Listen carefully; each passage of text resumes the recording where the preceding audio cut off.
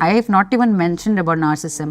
I got 12 calls where these people are people I've not even spoken to them ever before. Relationship, you're not punished for something you have done wrong. You are punished for someone else's insecurities and their traumas. But silence can also be because of fear. பாருங்க, இது ஒரு நடிகையோட கதை இல்ல. 2017 இருந்து இன்னைக்கு வரைக்கும் தமிழ் சினிமால 4 பேர் வெளிப்படையா சொன்ன குற்றச்சாட்டுகள். அதுக்கு அப்புறம் அவங்களுக்கு என்ன ஆச்சுன்னும் பார்க்க போறோம். ஒரு விஷயம் முதல்லயே சொல்லிடறேன். இதுல ஒவ்வொரு வரியும் ஆதாரத்தோட வருது. குற்றச்சாட்டு எதுவா இருந்தாலும் அதோட முடிவு என்னன்னும் அதே இடத்திலேயே சொல்றோம். யாரையும் குற்றவாளின்னு இந்த வீடியோ சொல்லல.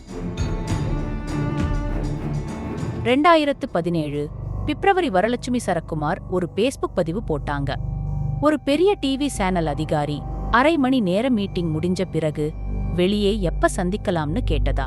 வேற வேலைக்காகவான்னு இவங்க கேட்க, இல்ல வேற விஷயத்துக்குன்னு பதில் வந்ததா. அவங்க எழுதுனது இதுதான்: நான் ஒரு இறைச்சி துண்டு மாதிரி நடத்தப்பட இந்த துறைக்கு வரல. யாரோட பேரையும் அவங்க சொல்லல. ஆனா இது பனிப்பாறையோட நுனிதான் சொன்னாங்க. 2018 அக்டோபர் மீட்டு அலை தமிழ்நாட்டையும் தொட்டது. பாடகி சின்மயி பாடலாசிரியர் வைரமுத்து மேல குற்றச்சாட்டு வச்சாங்க. வைரமுத்து அதை முழுசா மறுத்தார். இந்த குற்றச்சாட்டுகள் முற்றிலும் போய், வழக்கு போடுங்க, என்கிட்ட ஆதாரம் இருக்குன்னு சொன்னார். இன்னைக்கு வரைக்கும் இதுல எந்த வழக்கும் இல்ல, எந்த தீர்ப்பும் இல்ல. ஆனா சின்மயிக்கு நடந்தது என்ன? டப்பிங் கலைஞர்கள் சங்கத்துல இருந்து அவங்க நீக்கப்பட்டாங்க. சந்தா கட்டளைன்னு காரணம் சொன்னாங்க. சென்னை நீதிமன்றம் அந்த நீக்கத்துக்கு தடை போட்டது. 4 வருஷம் கழிச்சும் தமிழ் சினிமால தனக்கு வேலை கிடைக்கலைன்னு அவங்க சொன்னாங்க. 2024 செப்டம்பர் கேரளால ஹேமா கமிட்டி அறிக்கை வெளியானதுக்கு அப்புறம் இங்க நடிகர் சங்கம் ஒரு தீர்மானம் போட்டது.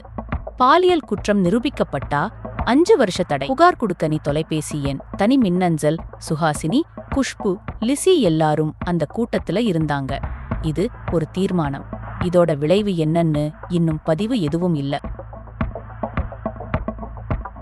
இந்த ஒண்ணு ரொம்ப சிக்கலானது. நடிகை விஜயலட்சுமி 2011 நாம் தமிழர் கட்சி தலைவர் சீமான் மேல ஒரு புகார் கொடுத்தாங்க.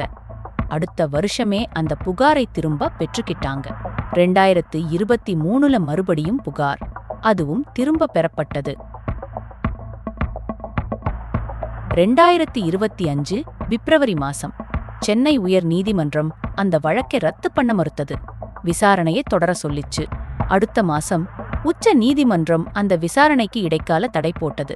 இன்னைக்கு வரைக்கும் தீர்ப்பு இல்ல. பதிவுல இருக்கிறது இது மட்டும்தான். இதுக்கு மேல நாம ஒன்னும் சொல்ல மாட்டோம். അതായത് പരിചയമുള്ള ആൾക്കാർ തന്നെ. എനിക്ക് നേരിട്ട് പരിചയം പോലും ഇല്ല. They find my number and they call me, and these people had like 2 men and rest of them are women, and they call. இப்ப 2026 அனுபமா பரமேஸ்வரன் ஒரு நேர்காணல்ல அவங்க சொன்னது இதுதான்: எனக்கு 12 கால்கள் வந்துச்சு. நான் பேசவே பேசாத ஆட்கள் என்னோட நம்பரை கண்டுபிடிச்சு கூப்பிட்டாங்க.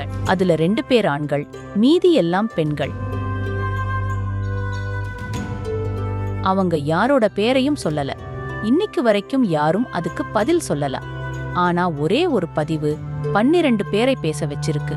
10 வருஷத்துக்கு முன்னாடி இது நடந்திருந்தா அந்த 12 பேரும் பேசியிருப்பாங்களா?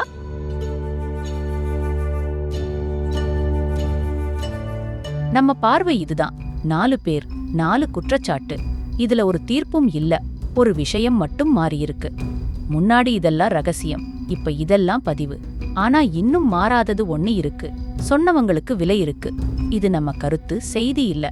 நீங்க என்ன நினைக்கிறீங்க?